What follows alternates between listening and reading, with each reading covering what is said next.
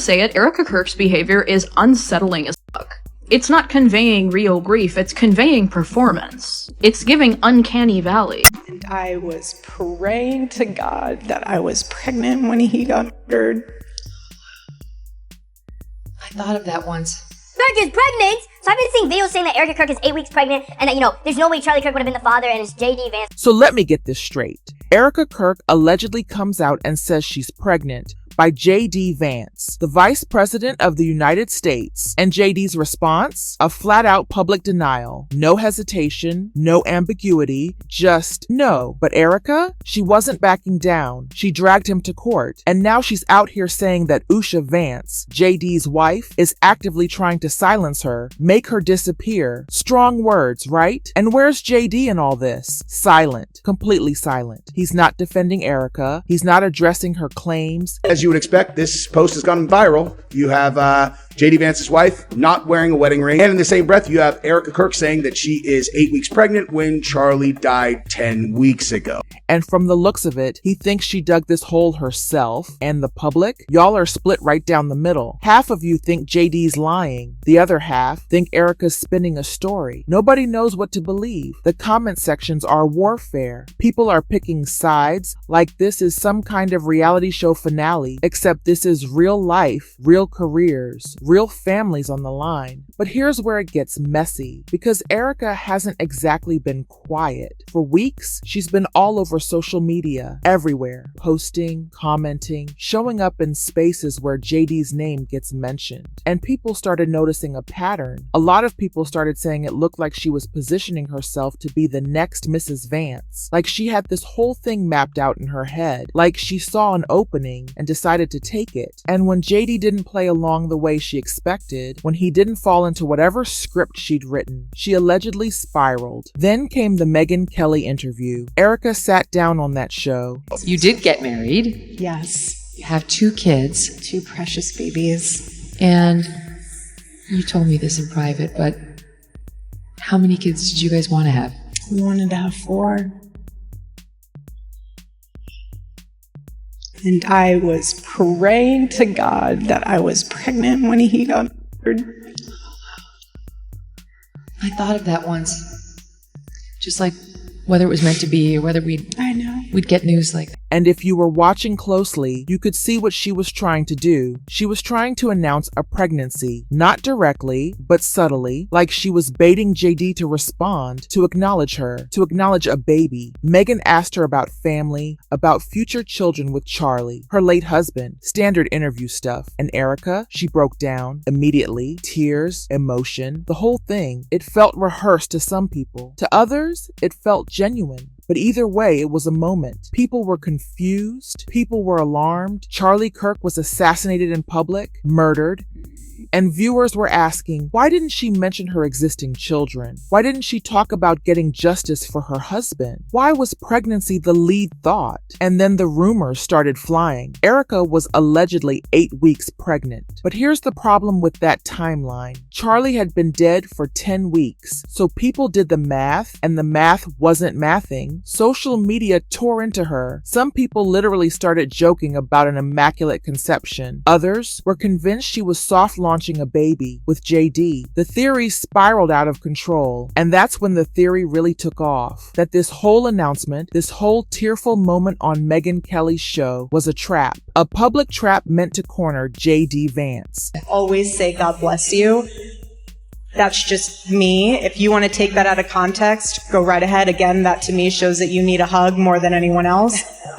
So if anyone... They were acting like you touched the back of his ass.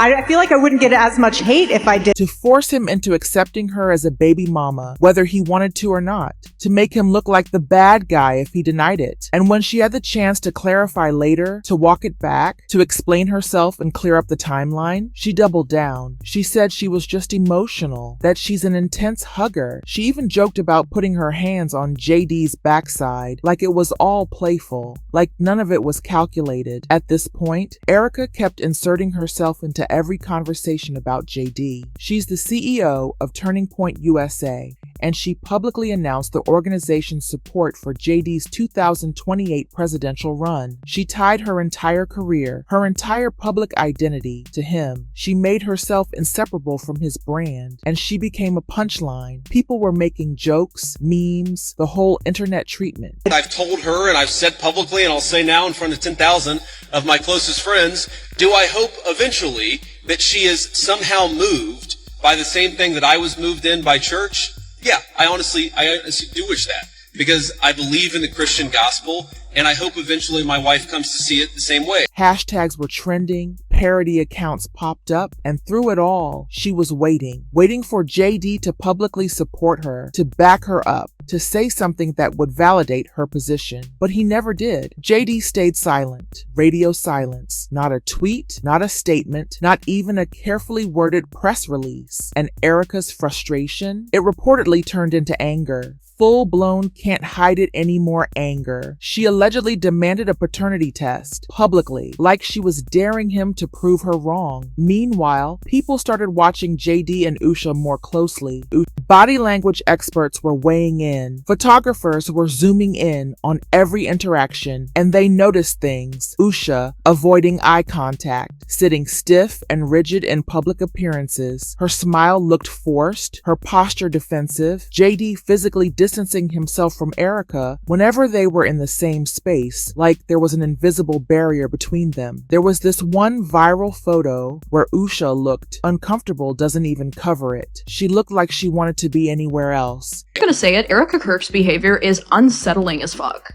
It's not conveying real grief, it's conveying performance. It's giving uncanny valley. And people started saying this wasn't just about political pressure. This felt deeper. This felt personal. Then JD said something publicly that made it all worse. He said he wished Usha would give up everything, that she should become the kind of Christian wife he wanted. Let that sink in. He said that out loud, in public, where anyone could hear it. And speculation about their marriage exploded. Was he unhappy? Was he comparing her to someone else? Was he talking about Erika? Because here's the thing. Erika fit the image JD seemed to want. Conservative, outspoken, tied to the movement. She probably thought her plan was working. She probably thought she was everything Usha wasn't. But then the rumors started shifting. People close to the situation started saying JD could never actually leave Usha. Not wouldn't, couldn't. And why? Politics. Pure, calculated politics. JD's entire campaign is built on being a family man. The devoted husband, the stable household, the all-American image. Usha being Indian helped his image, helped him reach voters, helped him look progressive